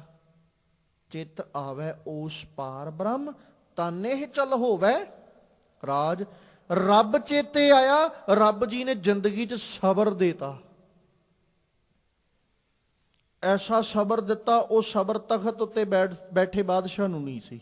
ਜਿਹੜਾ ਸਬਰ ਨੰਗ ਭੁੱਖ ਕੀ ਪੀੜ ਵਾਲੇ ਨੂੰ ਦੇਤਾ, ਜਿਹੜਾ ਸਬਰ ਉਹਨੂੰ ਦੇਤਾ ਦਮੜਾ ਪੱਲੇ ਨਾ ਪਵੈ, ਜਿਹੜਾ ਸਬਰ ਉਹਨੂੰ ਦੇਤਾ ਨਾ ਕੋ ਹੋਵੇ ਕਾਜ। ਜਿਹੜਾ ਸਬਰ ਉਸ ਨੂੰ ਪਰਮੇਸ਼ਵਰ ਜੀ ਨੇ ਦੇ ਦਿੱਤਾ ਨਾ, ਉਹ ਸਬਰ ਤਖਤ ਉੱਤੇ ਬੈਠੇ ਬਾਦਸ਼ਾਹ ਕੋਲ ਨਹੀਂ, ਰਾਜ ਕਰਦੇ ਹੋਏ ਰਾਜੇ ਕੋਲ ਨਹੀਂ, ਉਹ ਤਾਂ ਵੀ ਭੁੱਖਾ ਹੈ। ਤੇ ਜਿਹੜਾ ਨੰਗ ਭੁੱਖ ਕੀ ਪੀੜ ਸਹਾਰ ਰਿਹਾ ਸੀ, ਰੱਬ ਨੇ ਜ਼ਿੰਦਗੀ 'ਚ ਸਬਰ ਐਸਾ ਦਿੱਤਾ, ਉਹ ਕਹਿੰਦਾ ਆਪਾਂ ਆਨੰਦ ਵਿੱਚ ਆ, ਅਸੀਂ ਬਾਦਸ਼ਾਹ ਆ, ਅਸੀਂ ਰਾਜੇ ਆ। ਸਬਰ ਨਹੀਂ ਰਾਜੇ ਬਣਾਉਣਾ, ਸਬਰ ਨਹੀਂ ਬਾਦਸ਼ਾਹ ਬਣਾਉਣਾ। ਨਹੀਂ ਤੇ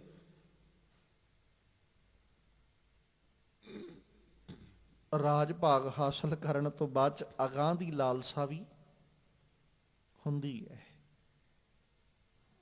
ਜਿਵੇਂ ਆਪਾਂ ਜਿੱਥੇ ਅੱਜ ਸ਼ਬਦ ਨੂੰ ਵਿਚਾਰ ਰਹੇ, ਉੱਥੇ ਅਹਿਮਦ ਸ਼ਾਹ ਅਬਦਾਲੀ ਦਾ ਕੀਤਾ ਹੋਇਆ ਸਿੱਖਾਂ ਦਾ ਘਾਣ,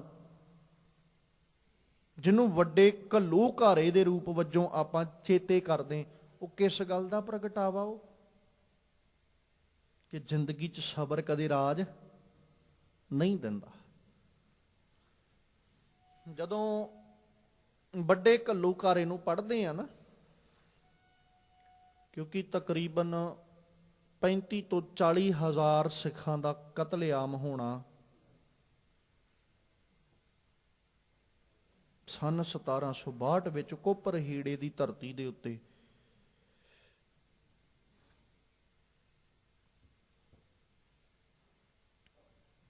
ਅਹਿਮਦ ਸ਼ਾਹ ਅਬਦਾਲੀ ਸਨ 1762 ਦੇ ਵਿੱਚ ਭਾਰਤ ਦੇ ਉੱਤੇ ਛੇਵਾਂ ਹਮਲਾ ਕਰਦਾ।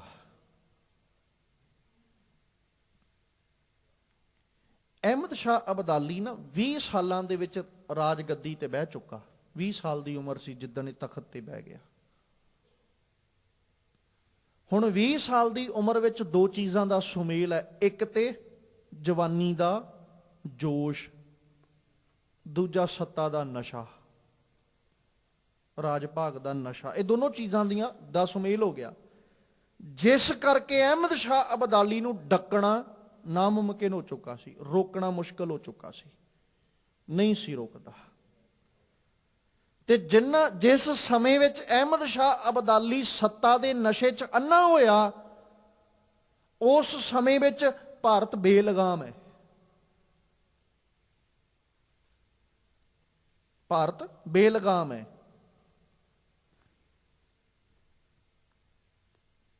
ਇੱਥੇ ਰਾਜ ਭਾਗ ਸਾਂਭਣ ਵਾਲਾ ਕੋਈ ਨਹੀਂ ਸੀ। ਨਜ਼ਰ ਕਿਹਦੀ ਪਈ? ਅਬਦਾਲੀ ਦੀ। ਆ ਗਿਆ ਅਗਲਾ, ਔਰ ਰੱਜ ਕੇ ਅਬਦਾਲੀ ਨੇ ਭਾਰਤ ਲੁੱਟਿਆ।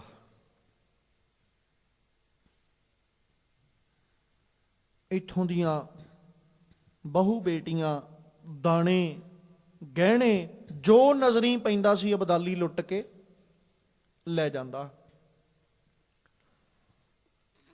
ਔਰ ਜਿਹੜੇ ਇੱਥੋਂ ਦੇ ਰਹਿਣ ਵਾਲੇ ਲੋਕ ਸਨ, ਉਹ ਅਬਦਾਲੀ ਦਾ ਮੁਕਾਬਲਾ ਕਰਨ ਦੀ ਬਜਾਏ ਧਰਮ ਸਥਾਨਾਂ ਤੇ ਜਾ ਕੇ ਰੱਬ ਅੱਗੇ ਅਰਦਾਸਾਂ ਕਰਨ ਲੱਗ ਜਾਂਦੇ।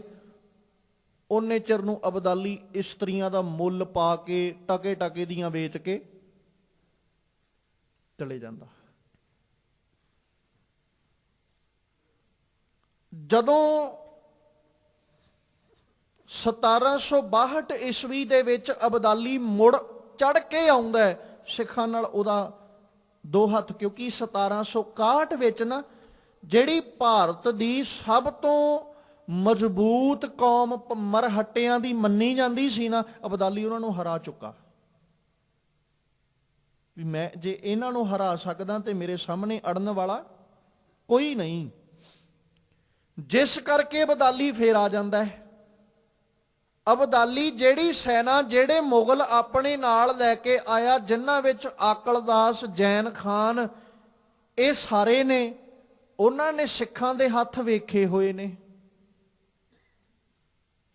ਤੇ ਜਿਨ੍ਹਾਂ ਸਿੱਖਾਂ ਦੇ ਹੱਥ ਵੇਖੇ ਨੇ ਉਹ ਅਬਦਾਲੀ ਨੂੰ ਕਹਿੰਦੇ ਵੀ ਅਬਦਾਲੀ ਇਹਨਾਂ ਨਾਲ ਮੱਥਾ ਨਾ ਲਾਈ। ਪਰ ਜਿਵੇਂ ਪਹਿਲਾਂ ਆਖਿਆ, ਆਪ ਦੀ ਅੱਗੇ ਬੇਨਤੀ ਕੀਤੀ ਵੀ ਸੱਤਾ ਦਾ ਨਸ਼ਾ ਤੇ ਜਿਹੜਾ ਜਵਾਨੀ ਦਾ ਨਸ਼ਾ ਸੀ ਉਹਨੇ ਬਹੁਤ ਕੁਝ ਕਰਵਾਇਆ। ਜਿਹੜਾ ਆਕਲਦਾਸ ਹੈ ਨਾ, ਇਹ ਸਿੰਘਾਂ ਦੇ ਹੱਥੇ ਚੜਿਆ, ਇਹਦੀ ਫੌਜ ਸਮੇਤ ਇਹਨੂੰ ਸੋਧਾ ਲਾਇਆ। ਜਦੋਂ ਫੌਜ ਸਮੇਤ ਸੋਧਾ ਲੱਗਾ, ਇਹ ਮਿੰਨਤਾਂ ਤਰਲੇ ਕਰਕੇ ਸਿੱਖਾਂ ਤੋਂ ਬਚਿਆ। ਸਿੱਖਾਂ ਨੇ ਵੀ ਦਇਆ ਕੀਤੀ, ਛੱਡਤਾ। ਅਬਦਾਲੀ ਕੋਲ ਪਹੁੰਚ ਗਿਆ, ਇਹਨੇ ਬੜੇ ਕੰਨ ਭਰੇ। ਅਬਦਾਲੀ ਦਾ ਮੁਖਬਰ ਬਣ ਗਿਆ ਆਕਲਦਾਸ। ਸਿੱਖਾਂ ਦੀ ਹਰ ਇੱਕ ਨੀਤੀ ਉੱਤੇ ਇਹਨੇ ਨਜ਼ਰ ਰੱਖਣੀ ਸ਼ੁਰੂ ਕਰ ਲਈ, ਕਿਉਂਕਿ ਅਬਦਾਲੀ ਨੇ ਜਦੋਂ ਭਾਰਤ ਲੁੱਟ ਕੇ ਲਿਜਾਣਾ, ਰੋਕਣਾ ਕਿੰਨਾ? ਸਿੱਖਾਂ ਨੇ। ਜਦੋਂ ਉਹਨੇ ਲੁੱਟ ਕੇ ਲਿਜਾਣਾ, ਸਿੱਖਾਂ ਨੇ ਕੀ ਕਰਨਾ? ਧਨ ਮਾਲ ਲੁੱਟ ਲੈਣਾ ਨਾ, ਉਹ ਆਪਣੇ ਕੋਲ ਰੱਖ ਲੈਣਾ। ਜਿਹੜੀਆਂ ਬਹੂ ਬੇਟੀਆਂ ਹੁੰਦੀਆਂ ਸਨ, ਧੀਆਂ ਹੁੰਦੀਆਂ ਸਨ, ਲੜਕੀਆਂ ਹੁੰਦੀਆਂ ਸਨ, ਉਹਨਾਂ ਨੂੰ ਉਹਨਾਂ ਦੇ ਘਰੇ ਪਹੁੰਚਾ ਦੇਣਾ, ਬਾ ਇੱਜ਼ਤ ਪਹੁੰਚਾਉਣਾ। ਅਬਦਾਲੀ ਦੀਆਂ ਅੱਖਾਂ 'ਚ ਸਿੱਖ ਰੜਕਣ ਲੱਗ ਪਏ।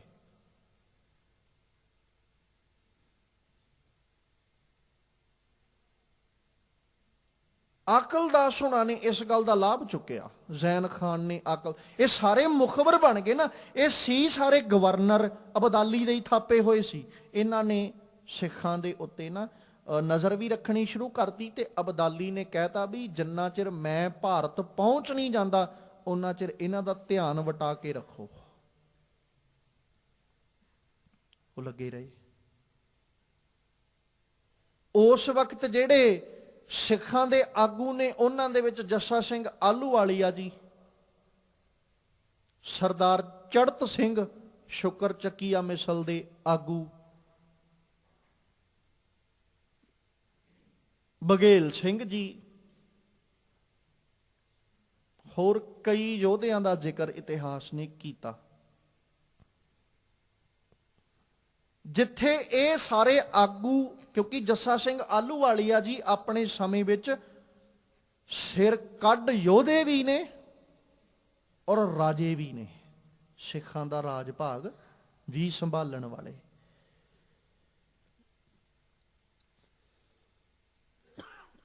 ਇਹਨਾਂ ਦੀ ਇੱਕ ਇੱਛਾ ਹੈ ਵੀ ਅਸੀਂ ਤੇ ਅਬਦਾਲੀ ਨਾਲ ਮੁਕਾਬਲਾ ਕਰ ਲਾਂਗੇ, ਪਰ ਸਾਡੀਆਂ ਜਿਹੜੀਆਂ ਇਸਤਰੀਆਂ ਤੇ ਸਾਡੇ ਬੱਚੇ ਨੇ ਨਾ, ਉਹਨਾਂ ਨੂੰ ਨੁਕਸਾਨ ਨਾ ਹੋਵੇ, ਇਹਨਾਂ ਨੂੰ ਅਸੀਂ ਬਚਾਉਣਾ ਹੈ। ਜਿਸ ਕਰਕੇ ਇਹਨਾਂ ਦਾ ਜਿਹੜਾ ਧਿਆਨ ਹੈ ਉਹ ਇਸ ਪਾਸੇ ਲੱਗਾ ਹੋਇਆ ਵੀ ਆਪਣੀਆਂ ਔਰਤਾਂ, ਮਤਲਬ ਜਿੰਨੀਆਂ ਔਰਤਾਂ ਨੇ ਔਰ ਜਿਹੜੇ ਬੱਚੇ ਨੇ, ਇਹਨਾਂ ਨੂੰ ਅਸੀਂ ਕਿਸੇ ਮਹਿਫੂਜ਼ ਥਾਂ ਉੱਤੇ ਪਹੁੰਚਾ ਦਈਏ, ਜਿੱਥੇ ਇਹ ਸੇਫ ਰਹਿਣ, ਮਹਿਫੂਜ਼ ਰਹਿਣ, ਇਹਨਾਂ ਨੂੰ ਕੋਈ ਮੁਸ਼ਕਲ ਨਾ ਬਣੇ।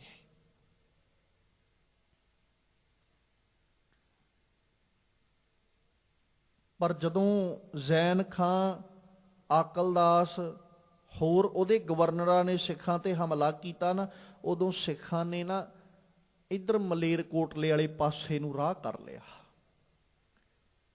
ਤੇ ਕੋਈ ਐਸਾ ਅਸਥਾਨ ਲੱਭਣ ਲੱਗੇ ਵੀ ਜਿੱਥੇ ਉਹ ਆਸਾਨੀ ਨਾਲ ਸਾਨੂੰ ਲੱਭ ਨਾ ਸਕਣ, ਮਗਰ ਤੇ ਚੜ ਕੇ ਆ ਹੀ ਰਹੇ ਵੀ ਲੱਭ ਨਾ ਸਕਣ। ਜਿਸ ਕਰਕੇ ਸਿੱਖਾਂ ਨੇ ਕੁੱਪ ਔਰ ਰਹੀੜੇ ਦੀ ਧਰਤੀ ਨੂੰ ਚੁਣਿਆ, ਉੱਥੇ ਜਾ ਕੇ ਬੈਠੇ ਹੋ, ਕਿਉਂਕਿ ਉਦੋਂ ਰੁੱਖਾਂ ਦਾ ਸੰਘਣਾ ਅਸਥਾਨ ਸੀ। ਉਹ ਉੱਥੇ ਫੁੱਲ ਵੀ ਬਹੁਤ ਲੱਗੇ ਹੋਏ ਸਨ, ਜਿਨ੍ਹਾਂ ਦਾ ਰੰਗ ਤਕਰੀਬਨ ਲਾਲ ਦੱਸਿਆ ਇਤਿਹਾਸਕਾਰਾਂ ਨੇ, ਕਿਉਂਕਿ ਅਬਦਾਲੀ ਦੀ ਫੌਜ ਲਾਲ ਰੰਗ ਦੇ ਕੱਪੜੇ ਪਾਉਂਦੀ। ਇਤਿਹਾਸਕਾਰਾਂ ਨੇ ਜ਼ਿਕਰ ਕੀਤਾ, ਉਹ ਫੁੱਲਾਂ ਦੇ ਰੰਗ ਨੇ ਵੀ ਸਿੱਖਾਂ ਨੂੰ ਬਹੁਤ ਘਾਟਾ ਪਾਇਆ। ਕਿਉਂਕਿ ਜਦੋਂ ਫੌਜ ਆ ਗਈ ਉਹ ਫੁੱਲ ਸਮਝ ਕੇ ਹੀ ਉਹਨਾਂ ਨੇ ਸੁਚੇਤਤਾ ਅਪਣਾਉਣ ਦੀ ਬਜਾਏ, ਜਿਵੇਂ ਇਤਿਹਾਸਕਾਰਾਂ ਜ਼ਿਕਰ ਕੀਤਾ ਕਿ ਕਿਉਂਕਿ ਅਬਦਾਲੀ ਸਿੱਖ ਮੰਨ ਕੇ ਬੈਠੇ ਵੀ ਅਬਦਾਲੀ ਭਾਰਤ ਨਹੀਂ ਹੈ, ਜੇ ਉਹ ਸਾਡੇ ਤੱਕ ਪਹੁੰਚਦਾ ਤੇ ਉਹਨੂੰ ਘੱਟੋ ਘੱਟ 4 ਤੋਂ 5 ਦਿਨਾਂ ਦਾ ਸਮਾਂ ਲੱਗੇਗਾ, ਪਰ ਅਬਦਾਲੀ ਭਾਰਤ ਵਿੱਚ ਹੀ ਸੀ। ਇਸ ਗੱਲ ਤੋਂ ਸਿੱਖ ਅਣਜਾਣ ਸਨ, ਕਿਉਂਕਿ ਉਹ ਧਿਆਨ ਕਿਹਨਾਂ ਨੇ ਵਟਾ ਕੇ ਰੱਖਿਆ ਹੋਇਆ? ਜੈਨ ਖਾਨ ਤੇ ਆਕਲਦਾਸ ਹੋਣਾ ਨੇ ਧਿਆਨ ਵਟਾ ਕੇ ਰੱਖਿਆ ਹੋਇਆ। ਸਿੱਖ ਜਾ ਕੇ ਉਸ ਅਸਥਾਨ ਉੱਤੇ ਆਰਾਮ ਕਰਨ ਲਈ ਜਦੋਂ ਬੈਠੇ, ਰਾਤ ਪਈ, ਰਾਤ ਨੂੰ ਉਹ ਸਰੀਰਕ ਨੀਂਦ ਲੈਣ ਵਾਸਤੇ ਸੌਂ ਜਾਂਦੇ, ਅਬਦਾਲੀ ਰਾਤ ਵੇਲੇ ਉੱਥੇ ਪਹੁੰਚ ਜਾਂਦਾ। ਫਿਰ ਕੀ ਹੁੰਦਾ? ਜਿਹੜਾ ਸਿੱਖਾਂ ਦਾ ਕਤਲੇਆਮ ਹੈ, ਜਿਹਨੂੰ ਅਸੀਂ ਵੱਡਾ ਘੱਲੂਘਾਰਾ ਕਹਿੰਦੇ ਆ, ਉਹ ਕਤਲੇਆਮ ਵਾਪਰਦਾ। ਹਾਲਾਂਕਿ ਅਬਦਾਲੀ ਦੀ ਫੌਜ ਆਕਲਦਾਸ ਤਕਰੀਬਨ ਜਿਹੜੀ ਜ਼ਿਕਰ ਕੀਤਾ ਨਾ, ਲੱਖ ਸਿਪਾਹੀ ਸਨ ਉਸ ਵਕਤ ਲੈ ਕੇ ਆਇਆ ਅਬਦਾਲੀ, 1 ਲੱਖ ਦੀ ਗਿਣਤੀ ਵਿੱਚ ਫੌਜ ਲੈ ਕੇ ਆਇਆ। ਸਿੱਖਾਂ ਨੇ ਅਬਦਾਲੀ ਦੇ ਉਸ ਵਕਤ ਵੀ ਨੱਕ ਵਿੱਚ ਦਮ ਕੀਤਾ, ਉਹਦੀ ਫੌਜ ਇਸ ਢੰਗ ਨਾਲ ਮੌਤ ਦੇ ਘਾਟ ਉਤਾਰੀ ਕਿ ਅਬਦਾਲੀ ਨੂੰ ਸੋਚਣ ਵਾਸਤੇ ਮਜਬੂਰ ਹੋਣਾ ਪੈ ਗਿਆ ਸੀ ਵੀ ਇਹਨਾਂ ਕੋਲ ਬਲ ਕਿੱਥੋਂ ਆਉਂਦਾ ਹੈ। ਐਵੇਂ ਨਹੀਂ ਸੀ ਉਹ ਹਰਮੰਦਰ ਸਾਹਿਬ ਜੀ ਦਾ ਸਰੋਵਰ, ਅੰਮ੍ਰਿਤਸਰ ਸਾਹਿਬ ਦਾ ਸਰੋਵਰ ਪੂਰਨ ਵਾਸਤੇ ਤੁਰ ਪਿਆ, ਕਿਉਂਕਿ ਕਹਿਣ ਵਾਲਿਆਂ ਕੀ ਆਖਿਆ ਕਿ ਇਹਨਾਂ ਦੇ ਗੁਰੂ ਨੇ ਇਹਨਾਂ ਨੂੰ ਆਬੇ ਹਯਾਤ ਦਿੱਤਾ ਹੋਇਆ। ਜਿਹੜਾ ਆਬੇ ਹਯਾਤ ਇਹਨਾਂ ਦੇ ਮੁਰਸ਼ਦ ਨੇ ਇਹਨਾਂ ਨੂੰ ਦਿੱਤਾ ਹੈ ਨਾ, ਉਹ ਇਹਨਾਂ ਨੂੰ ਬੇਇੰਤਹਾ ਵਲੀ ਬਣਾ ਦਿੰਦਾ ਹੈ। ਤੇ ਉਹੀ ਆਬੇ ਹਯਾਤ ਕਿੱਥੇ ਹੈ? ਅੰਮ੍ਰਿਤਸਰ ਸਾਹਿਬ ਦੀ ਧਰਤੀ ਤੇ। ਅਬਦਾਲੀ ਉਧਰੋਂ ਤੁਰਦਾ।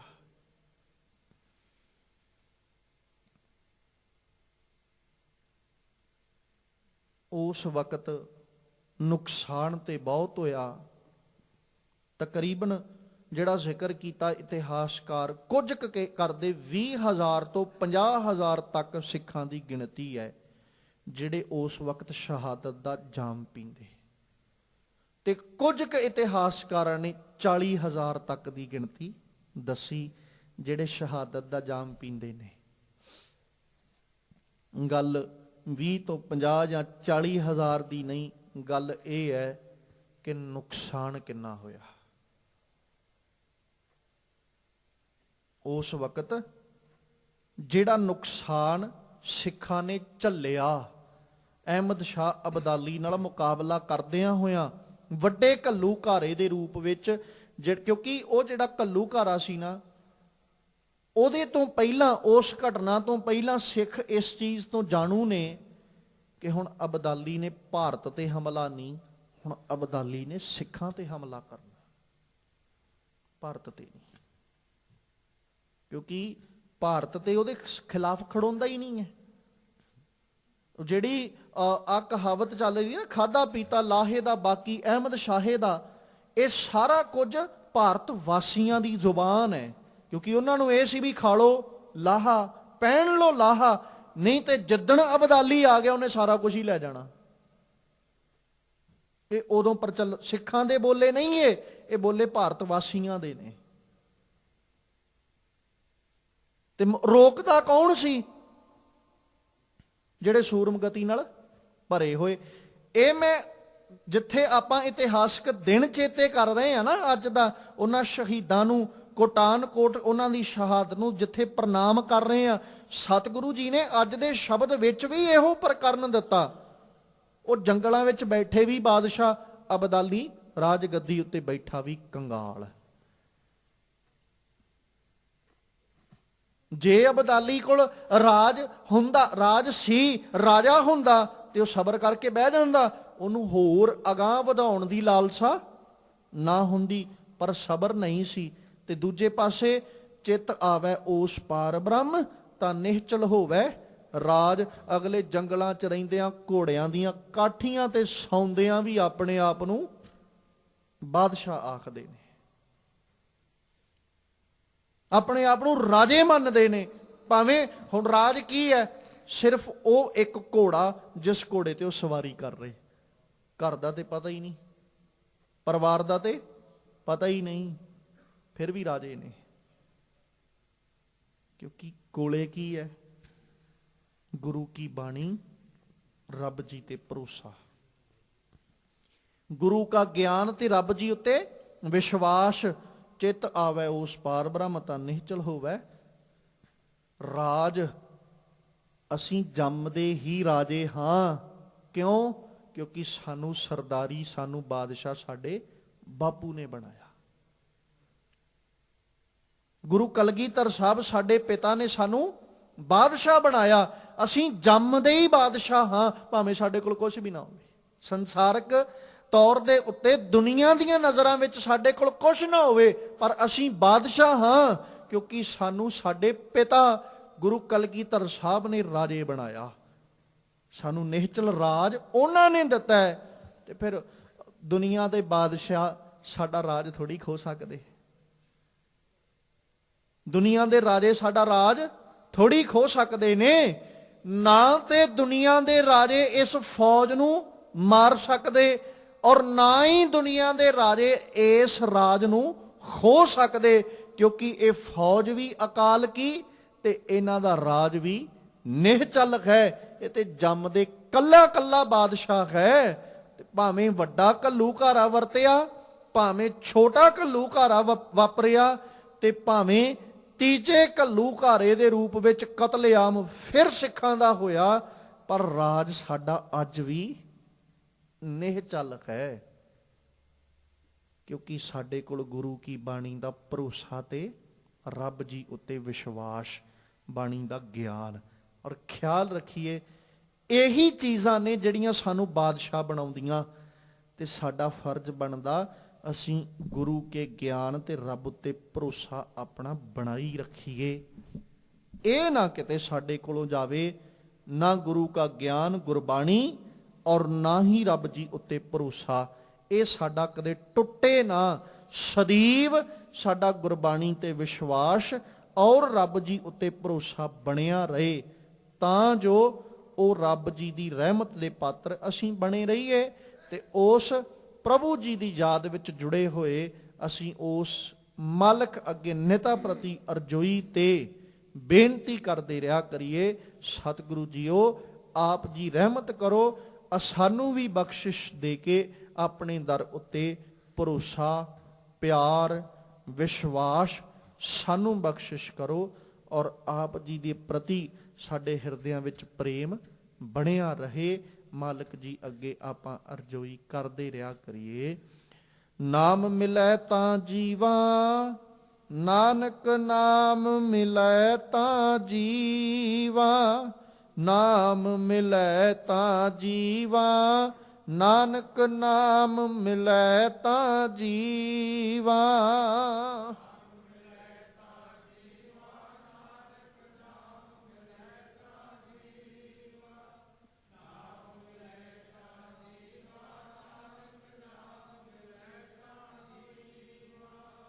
ਤਰਸ ਪਿਆ ਮਿਹਰਾਮਤ ਹੋਈ, ਤਰਸ ਪਿਆ ਮਿਹਰਾਮਤ ਹੋਈ।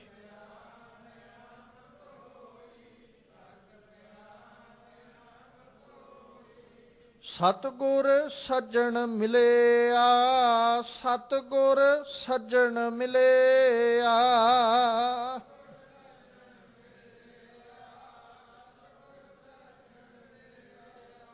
ਨਾਨਕ ਨਾਮ ਮਿਲੈ ਤਾਂ ਜੀਵਾ, ਨਾਨਕ ਨਾਮ ਮਿਲੈ ਤਾਂ ਜੀਵਾ।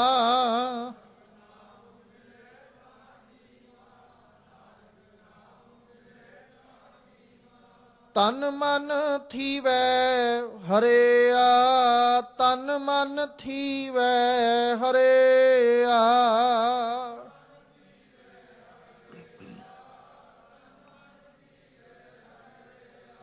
ਨਾਮ ਮਿਲੈ ਤਾਂ ਜੀਵਾ, ਨਾਨਕ ਨਾਮ ਮਿਲੈ ਤਾਂ ਜੀਵਾ। ਨਾਮ ਮਿਲੈ ਤਾਂ ਜੀਵਾ, ਨਾਨਕ ਨਾਮ ਮਿਲੈ ਤਾਂ ਜੀਵਾ।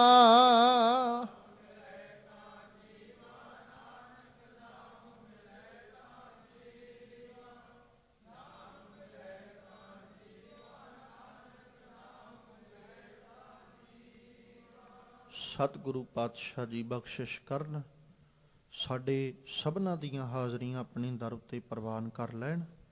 ਦਰੋਂ ਕਰੋਂ ਗੁਰਸਿੱਖੀ ਜੀਵਨ ਨਾਮ ਦੀਆਂ ਦਾਤਾਂ ਬਖਸ਼ਿਸ਼ ਕਰਕੇ ਨਿਵਾਜਣ, ਤਾਂ ਜੋ ਸਾਡੇ ਵੀ ਇਹ ਲੋਕ ਸੁਖੀਏ, ਪਰਲੋਕ ਸੁਹੇਲੇ। ਨਾਨਕ ਹਰ ਪ੍ਰਭ ਆਪੇ ਮੇਲੇ। ਹੋਈਆਂ ਬੇਅੰਤ ਪ੍ਰਕਾਰ ਦੀਆਂ ਭੁੱਲਾਂ ਦੀ ਖਿਮਾ ਬਖਸ਼ਣੀ।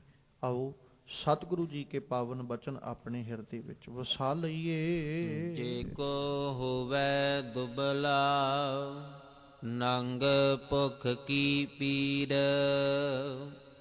ਦਮੜਾ ਪੱਲੇ ਨਾ ਪਵੈ ਨਾ ਕੋ ਦੇਵੈ ਧੀਰ, ਸਵਾਰਥ ਸਵਾਉ ਨਾ ਕੋ ਕਰੇ ਨਾ ਕਿਛ ਹੋਵੈ ਕਾਜ, ਚਿਤ ਆਵੈ ਓਸ ਪਾਰ ਬ੍ਰਹਮ ਤਾਂ ਨਿਹਚਲ ਹੋਵੈ ਰਾਜ।